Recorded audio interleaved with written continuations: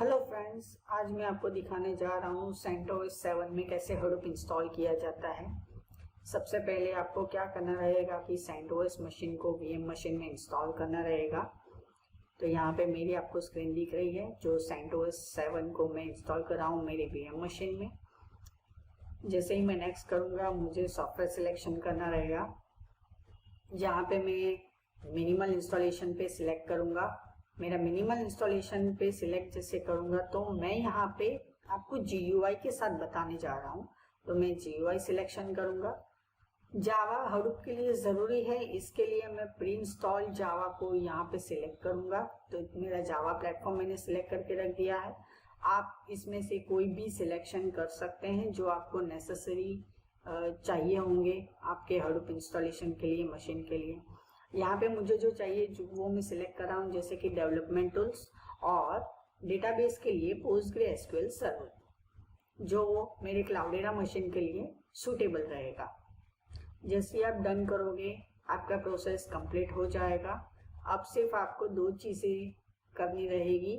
सबसे पहला होगा, इसके बाद वो होगा आपकी हार्ड डिस्क का पार्टीशनिंग, जो लिनक्स मशीन में आपको अलग से कर सकते हैं, या फिर आप ऑटोमेटिक पार्टीशनिंग भी सिलेक्ट कर सकते हैं। अगर आपको लिनक्स मशीन का पार्टीशनिंग करना आता है तो आप वहाँ पे पार्टीशनिंग कर सकते हैं, या तो फिर गो थ्रू कर सकते हैं ऑटोमेटिक पार्टीशनिंग को। अभी आपको सिलेक्शन करना रहेगा नेटवर्क सिलेक्शन। यहाँ पे मैंने नेटवर्क को अनेबल करके रख दिया है और मैंने उस मशीन का नाम अभी दे दिया है।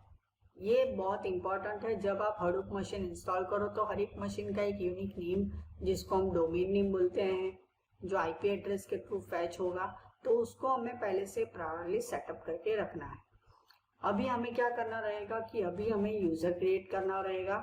ध्यान में रखिए कि जब आप यूजर क्रिएट करो सेंटोस 7 में, आप एज एन एडमिनिस्ट्रेटर उस यूजर को चेक कर लो। अगर वो आप नहीं करते तो आपको कमांड लाइन के जरिए उसको यूजर को एडमिनिस्ट्रेशन बनाना रहेगा। तो वो हमें प्रोसेस नहीं करनी है, इसलिए हम वो चेक कर लेते हैं। अभी आपको रूट यूजर, जिसको हम लिनक्स में बोलते हैं सुपर यूजर, उसको आपको पासवर्ड देना पड़ेगा।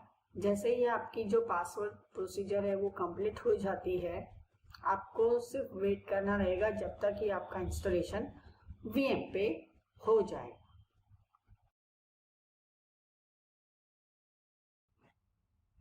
अब हम वेट करेंगे जब तक ये प्रोसेस कंप्लीट नहीं हो जाती। तो यहाँ पे हमें थोड़ा वेट करना रहेगा।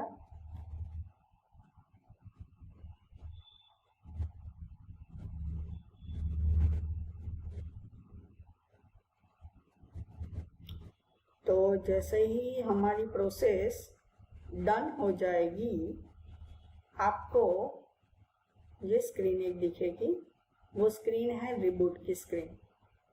जैसे ही आपको रिबूट की स्क्रीन दिख गई, आपको दिख जाएगा कि मैंने कंप्लीट, मेरी प्रोसेस हो चुकी है, इंस्टॉलेशन हो चुका है मेरा। अभी मुझे सिर्फ क्या करना रहेगा, मुझे रिबूट करना रहेगा मेरा मशीन। तो ये मेरी मशीन रिबूट हो रही है और मेरा सेंटोस का इंस्टॉलेशन हो चुका है। अभी सिर्फ थोड़ी सेटिंग्स हमें आगे जाके करने रहेंगे। इसके बाद आपकी VM में सेंटोस परफेक्टली इंस्टॉल हो जाएगी। तो अभी जो हमें सेटिंग करना रहेगा वो होगा हमारा लाइसेंस सिलेक्शन।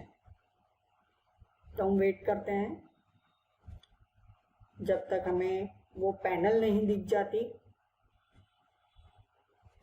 तो आपको दिख रहा है कि यहाँ पे मैंने लाइसेंस सिलेक्शन को अनेबल करके रखा है।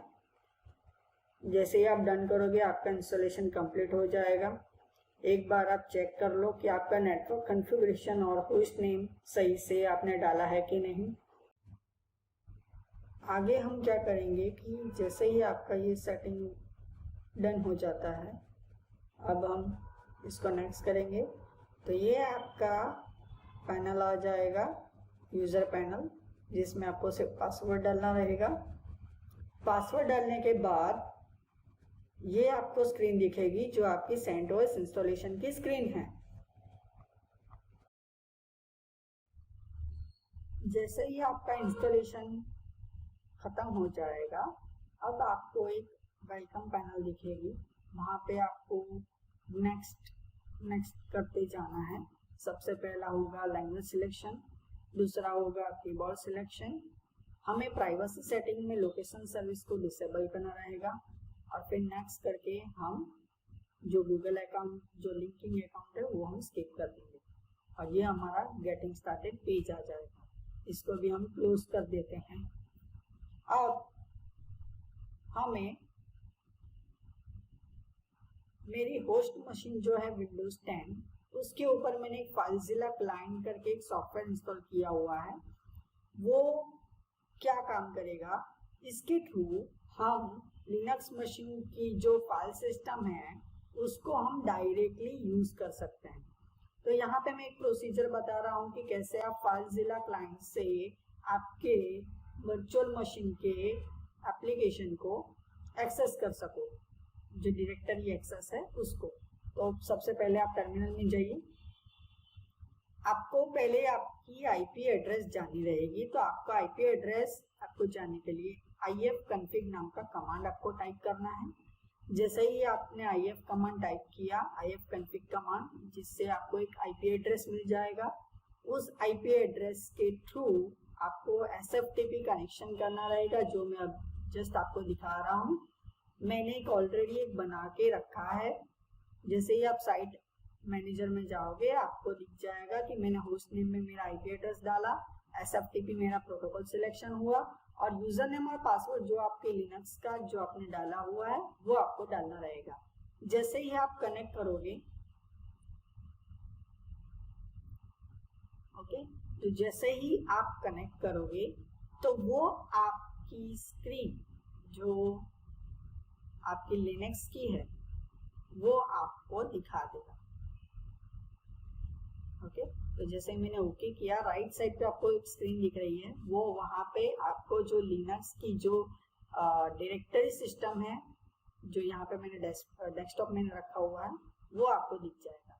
अभी हमें क्या करना रहेगा कि मैंने एक हडूप इंस्टॉलेशन की बाय डिफॉल्ट एक पीडीएफ जनरेट करके रखी हुई है, वो मैं यहाँ पे आपको ट्रांसफर करके दिखाऊंगा। जैसे आप लिनक्स में कैसे फाइल ट्रांसफर करेंगे यूजिंग फाइलजिला। ओके, तो यहाँ पे मैंने मेरी डायरेक्टरी, मेरी विंडोज 10 की आपको डायरेक्टरी दिख रही है, जहाँ पे मेरी हडूप इंस्टॉलेशन पीडीएफ रखी हुई है। जैसे ही मैं उसको अपलोड करूँगा, राइट क्लिक करके अपलोड, और वो मेरी स्क्रीन पे आपको दिख जाएगा कि हडूप इंस्टॉलेशन पीडीएफ आपको सेंटोस मशीन के डेस्कटॉप में मिल जाएगी। ओके, तो अब मैं उसको डिस्कनेक्ट कर देता हूँ।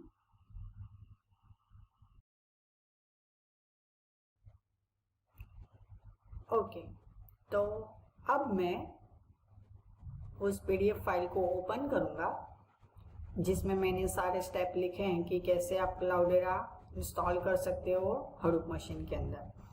सबसे पहले आपको क्या करना रहेगा कि आपको अपनी होस्ट जो फाइल होती है हडूप सेंटोस 7 के अंदर, उसको आपको एडिट करना रहेगा, जो आप VIM एडिटर से भी कर सकते हैं।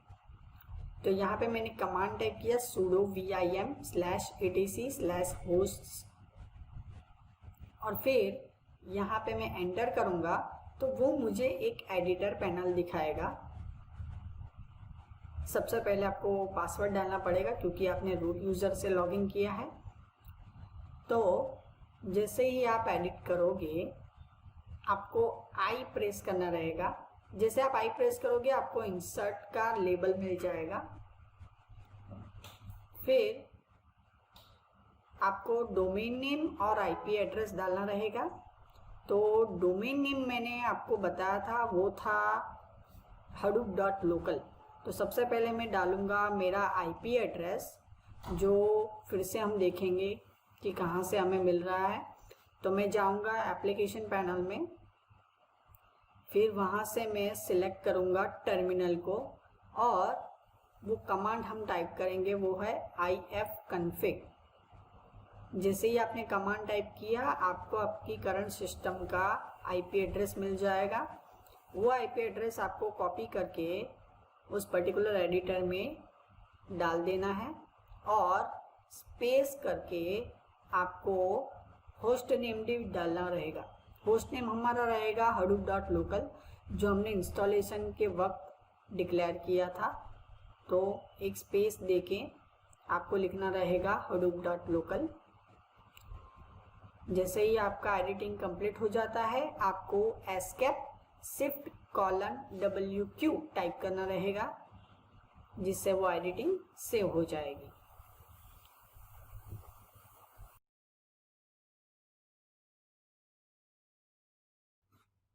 अभी हम देखेंगे कि कैसे CentOS 7 में आप फायरवॉल डिसेबल कर सको। नॉर्मली हडूप के लिए हमें फायरवॉल डिफ़ॉल्टली डिसेबल्ड करना रहेगा लिनक्स मशीन के लिए, तो वो बाय डिफ़ॉल्ट अनेबल होता है, जिसका कमांड है ऐसे स्टेटस, जिससे आप वो चेक कर सकते हो।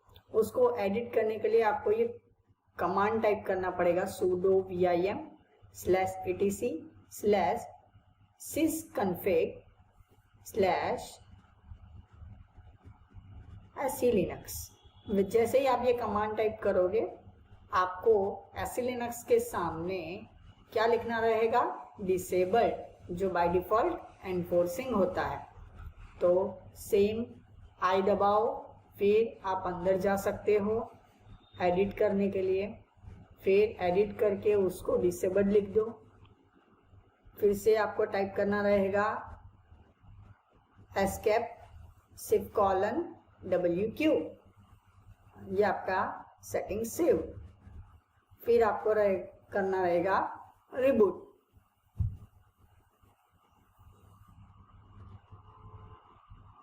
तो हम सिस्टम को रिबूट कर देते हैं।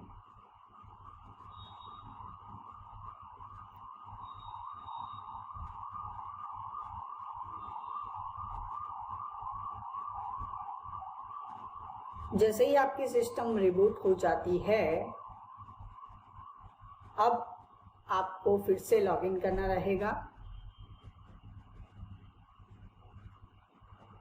तो हम वेट करते हैं, हमारे सिस्टम को रिबूट हो रही है अभी भी।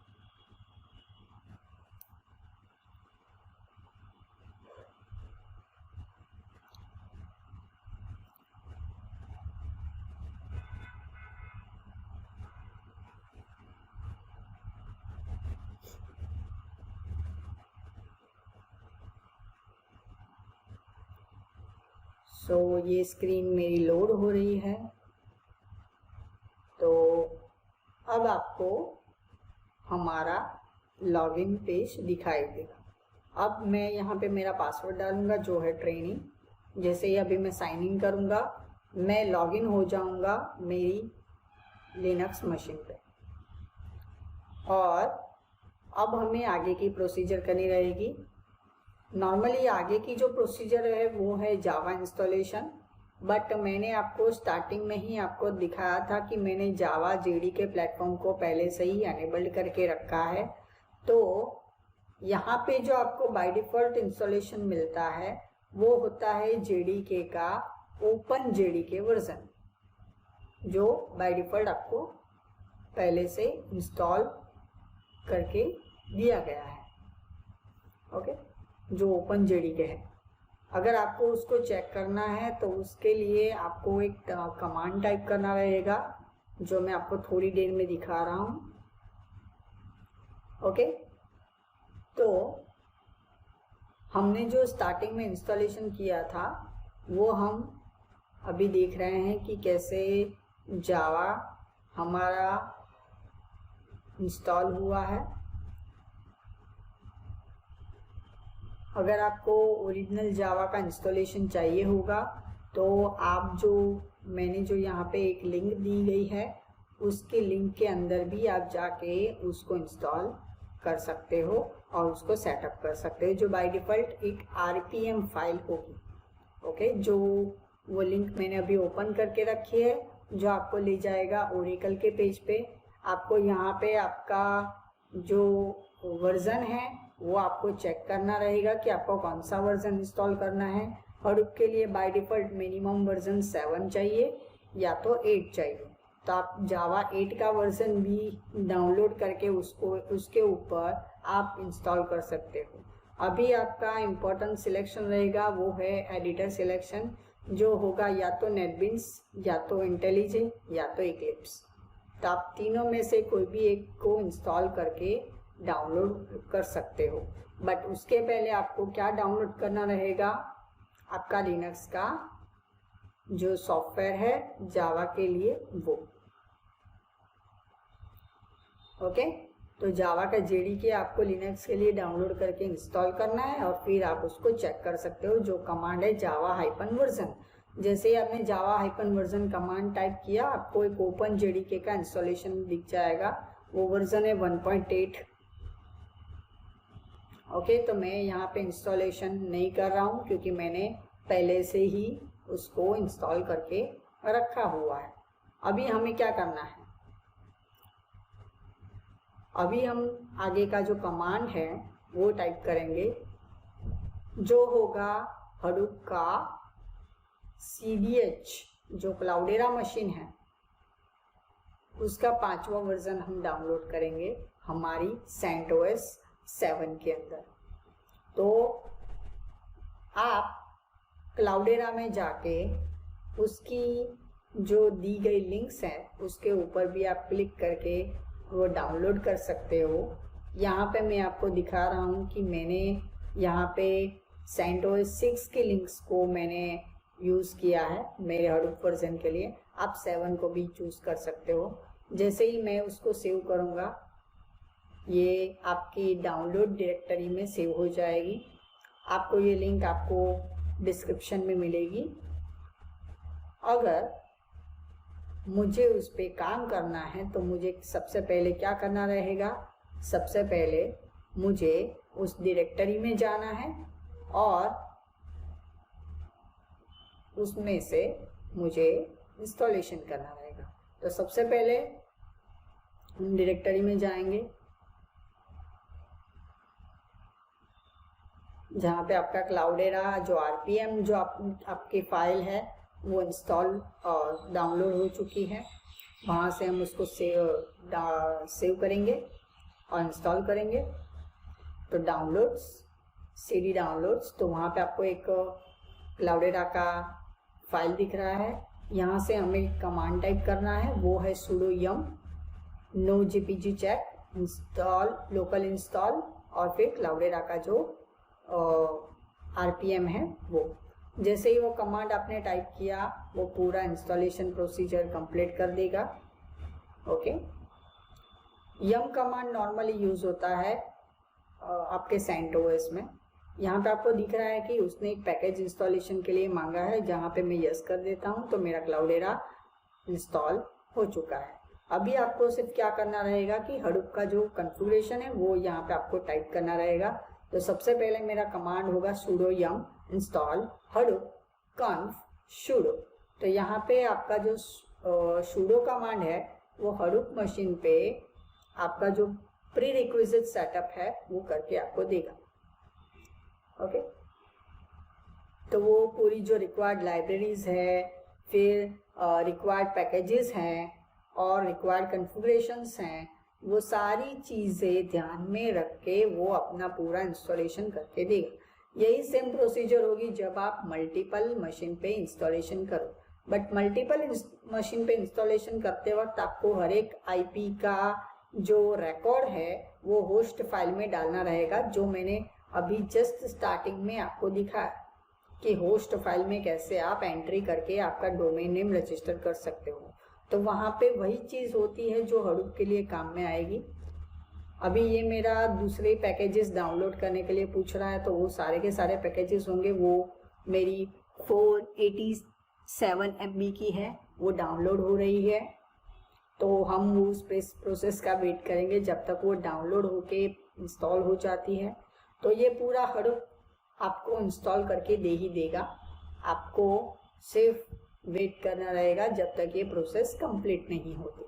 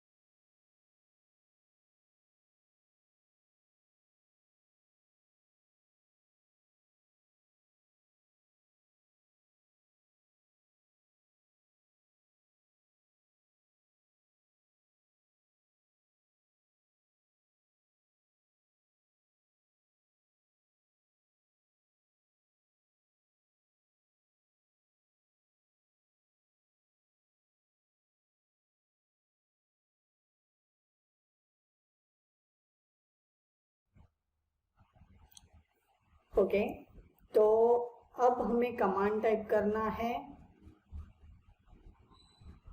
जो कमांड हमारा sudo कमांड है हडूप के लिए, जो क्या काम करेगा, वो हमारा प्रायर सेटअप करके रेडी कर देगा। हमारी downloading and installation process complete हो चुकी है। अब मेरी सारी XML फाइल्स मेरी रेडी हो चुकी है। अभी हमें नेम नोड जो है उसको फॉर्मेट करना रहेगा, जो नेम नोड को इंस्टॉल करेगा, और मेरा जो हडूप जो है वो वेब पे ओपन हो जाएगा। तो अभी जो मेरा इंस्टॉलेशन तो नेम नोड पे हो चुका है, अभी हमें सारी की सारी सर्विसेज जो है हडूप की उसको रन करना रहेगी। तो वो उसके लिए भी हम ये कमांड टाइप करेंगे। तो जैसे ये कमांड हम टाइप करेंगे, वो सारी हडूप HDFS डायरेक्टरी को इंस्टॉल करके रेडी कर देगा, और उसके बाद आपको एक मिल जाएगा आपका ब्राउज़र एक्सेस, जो है hadoop.local के अंदर 570 नंबर पोर्ट पे। जैसे ही आप स्लैश करोगे आपको हडूप रेडी मिल जाएगा। ओके, तो हम वेट करते हैं प्रोसेस होने तक। तो ये सारी प्रोसेस कंप्लीट हो चुकी है। अब हम चेक करते हैं कि हमारा हडूप परफेक्टली इंस्टॉल हो चुका है कि नहीं। जैसे ही आपने इंस्टॉल किया, आपका नेम नोड का पूरा जो कॉन्फ़िगरेशन है वो आपको यहाँ पे दिख जाएगा। कितनी रैम आपने ऑक्यूपाई की, कितनी हार्ड डिस्क आपके लिए अवेलेबल की गई है, और ये अब उसकी हडूप की डायरेक्टरी सिस्टम आपको एक्सेस यहाँ पे हो रही है। हडूप की जो डायरेक्टरी फाइल सिस्टम है वही हमारा मेन वर्क स्पेस होगा, जहाँ से हम हडूप के जो कमांड है और हडूप की जो प्रोसेसिंग है वो करेंगे। नॉर्मली मल्टी स्टेप एनवायरनमेंट में, यानी कि मल्टी नोड एनवायरनमेंट में, हमें वो ध्यान में रखना रहेगा कि वो जो होगी मशीन वो हमारी नेम नोड पे कभी नहीं रहेगी, वो हमारी होगी चाइल्ड नोड पे, जो हम बोलते हैं डेटा नोड। यहाँ पे डेटा नोड और नेम नोड दोनों सेम ही हैं। ओके, तो यहाँ पे मैं अभी दूसरे मेरे कमांड जो हम टाइप करेंगे वो क्या कर रहे हैं कि हम जो हडूप के इनिट डायरेक्टरीज हैं उसको हम पहले से सेट करके रख रहे हैं। ओके, अगर आपको वो नहीं करना है तो आप अलग अलग कमांड टाइप करके, मेक डायरेक्टरी कमांड टाइप करके उसको कर सकते हो।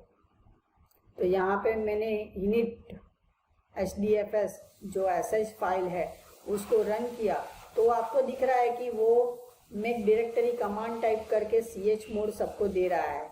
अगर आपने लिनक्स पढ़ा हो तो आपको पता होगा कि chmod आपको वो एक्सेस पैनल और एक्सेस राइट देता है, जिसके थ्रू आप डायरेक्टरी पे जो पर्टिकुलर ऑपरेशन कर सको।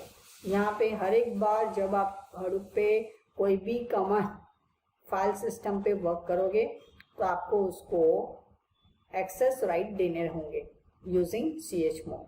तो मेरी सारी की सारी डायरेक्टरी बन रही है। आप देख रहे हो कि hbase, फिर टेम्पररी, फिर लॉग फाइल, फिर अभी जो मेरा बनेगा बेंच मार्कर्स, फिर स्पार्क की भी एक फाइल बनेगी, यूजर्स की अभी मेरी बन गई। तो वैसी बहुत सारी डायरेक्टरी मेरी बन जाएगी। उसके बाद हम उस डायरेक्टरी पे हमारा काम करेंगे। तो यहाँ पे अलग अलग फोल्डर्स अभी भी बन रहे हैं और इंस्टॉल हो रहे हैं, रेडी हो रहे हैं, जिसके अंदर आप हमारा वर्क स्पेस बना सकते हो। अभी ये हाइव का हमारा वर्क स्पेस क्रिएट हुआ, तो उसको भी हमने 777 जो फुल प्रिविलेजेस हैं वो दे दिए, ऑल एक्सेस राइट। फिर हमारा रूट फोल्डर बनेगा।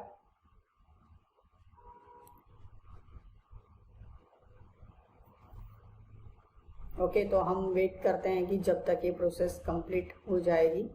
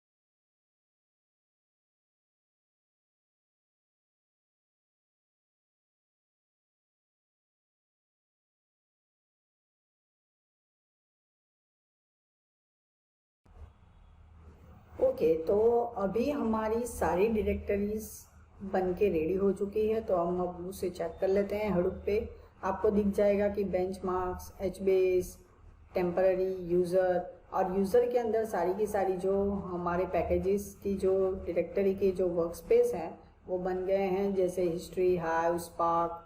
ओके, अब हमें क्या करना रहेगा, हमें यार्न स्टार्ट करना रहेगा।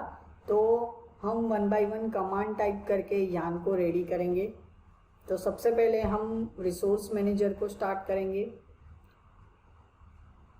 जैसे ही ये अनेबल्ड हो जाएगा उसके बाद आपको नोड मैनेजर को स्टार्ट करना रहेगा।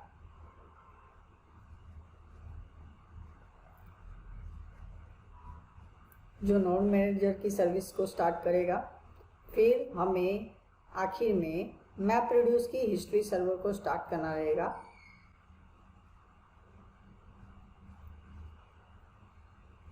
तो ये कमांड हमारी मैप रिड्यूस जो फंक्शनैलिटी है उसके लिए हिस्ट्री सर्वर को ओपन करके रख देगा।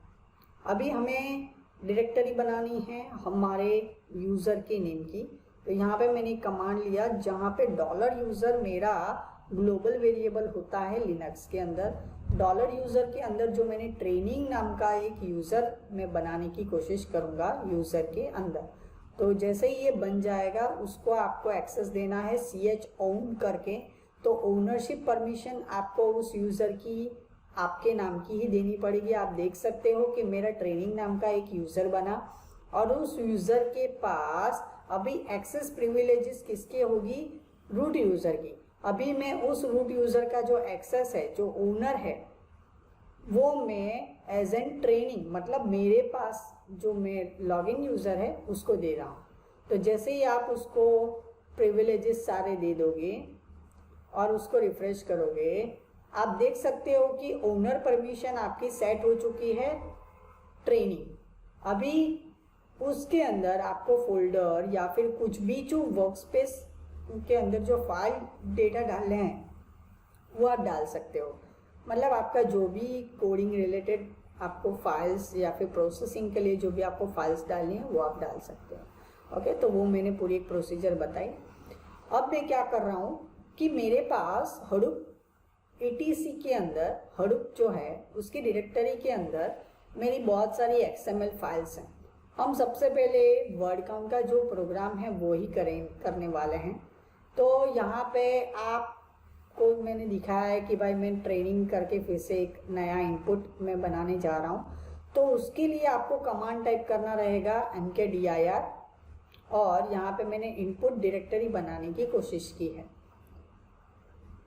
जैसे ही वो इनपुट नाम की डायरेक्टरी बन गई तो अब मैं उसको ओनरशिप परमिशन दे देता हूँ जो मेरा एक्चुअल यूज़र है उसको। तो मुझे ओनरशिप परमिशन भी देनी पड़ेगी, उसके बाद ही मैं उसको क्या कर सकता हूँ, प्रोसेस कर सकता हूँ। आप देख सकते हो ownership permission by default HDFS है, उसको मुझे चेंज करना रहेगा। और उसके बाद मैं इंस्टॉल करूँगा मेरे सारे XML फाइल्स जो etc/hadoop/conf/star करके XML करके मुझे कमांड टाइप करके डालना है। और उसके अंदर स्पेस करके मैंने इनपुट नाम का एक फ़ाइल बनाया है। इनपुट नाम का जो फाइल है वो हमारा यूज़र फाइल होगा, जो हमें कहाँ पे इंस्टॉल करके डालना है, user/training के अंदर। तो वो मेरी सारी की सारी फाइल्स आ गई। आप देख सकते हो कि यहाँ पे परमिशन डिनार आ रहा है। क्यों? क्योंकि मैंने अभी भी sudo कमांड टाइप नहीं किया है। पहले देख लेते हैं कि sudo कमांड टाइप करने से वो मेरी फाइल सिस्टम आ रही है कि नहीं। क्यों गलत हो रहा है? क्योंकि हमने जो एक्सेस राइट्स हैं वो हमने मिस कर दिए, तो हमने ओनरशिप परमिशन नहीं दी। यही आपकी दिक्कत होगी जब आप यूज़र के अंदर कोई फोल्डर बनाते हो। तो सबसे पहले आपको उस कमांड को टाइप करके ओनरशिप परमिशन अपने हाथ में लेनी है, उसी के बाद ये सारे फंक्शंस आपके काम करेंगे। और उसके बाद आपकी जितनी भी XML फाइल्स हैं वो वहाँ पे आ जाएगी। तो यहाँ पे आप देख सकते हो कि मैंने एक इनपुट बनाया है, तो वो मेरी फाइल अभी बन गई। और अब मैं यहाँ पे देखता हूँ कि मेरी सारी फाइल प्रोसेस हो चुकी कि नहीं, तो मेरे इनपुट फोल्डर के अंदर मैं देखना चाहूँगा कि मेरी सारी फाइल आई कि नहीं। तो यहाँ पे आपको देख सकते हैं कि cross site core site dot XML, HDFS site dot XML, वो सारी फाइल्स मुझे यहाँ पे दिख जाएगी। मैप साइट डॉट XML, ये सारी फाइल मुझे मिल गई। अभी मैं क्या करूँगा, हडूप का fs-ls कमांड जो मेरी सारी फाइल्स को लिस्ट कर देगा, जितनी भी फाइल्स उसने प्रोसेस करके रखी है। तो आपको दिख गई ये सारे कमांड की फाइल्स। अभी हम क्या करेंगे, अभी मैं हडूप का जो MapReduce का जो लाइब्रेरी फोल्डर है उसको मैं ग्लोबल एनवायरनमेंट में सेट कर रहा हूँ। तो यहाँ पे मैं एक्सपोर्ट कमांड यूज़ कर रहा हूँ और उसके बाद हडूप ने पहले से एक जार फाइल दी हुई है जो क्लाउडेरा ने दी हुई है। क्लाउडेरा ने जो फाइल दी हुई है वो है hadoop-mapreduce-example.jar। वो जार फाइल का काम क्या है, वो जार फाइल आपका एक बेसिक वर्ड काउंट का प्रोग्राम है।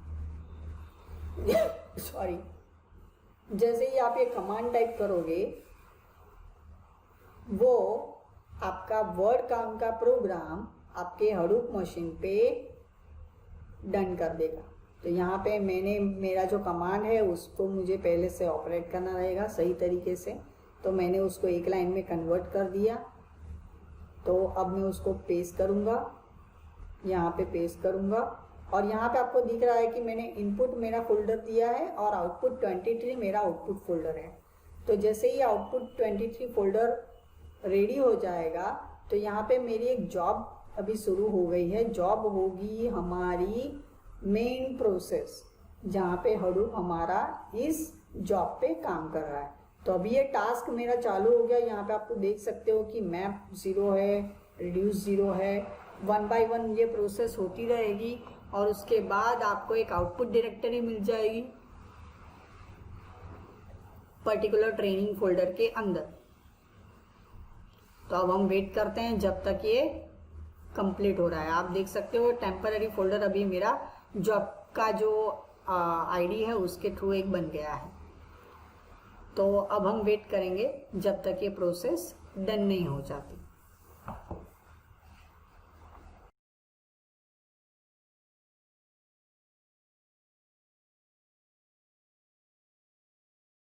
तो अब हम उसे चेक कर लेते हैं। ये प्रोसेस हो रहा है अभी भी। मैप 0 रिड्यूस 0 बता रहा है। अभी मैप प्रोसेस कंप्लीट हो चुके हैं। अब रिड्यूस प्रोसेस अभी भी 0 बता रहा है। अभी मैप और रिड्यूस दोनों 100% हो चुकी है। मतलब अब जब आप इस ब्राउज़र को रिफ्रेश करोगे तब आपको आउटपुट 23 नाम का फोल्डर मिलेगा जो मेरा आउटपुट डायरेक्टरी है। नॉर्मली हडूप जब भी अपना प्रोसेसिंग करता है तो वो एक पार्ट फाइल बनाता है और पार्ट फाइल के अंदर आपके सारे आउटपुट को डाल देता है। तो यहाँ पे आपके आउटपुट डायरेक्टरी में बाय डिफॉल्ट 2 फाइल आपको मिलेगी। एक होगी एक सक्सेस फाइल और दूसरी होगी पार्ट फाइल। आपको पार्ट फाइल एक्सेस करने के लिए ये कमांड टाइप करना रहेगा। जैसे ही आप कमांड टाइप करोगे आपको आउटपुट हडूप का मिल जाएगा।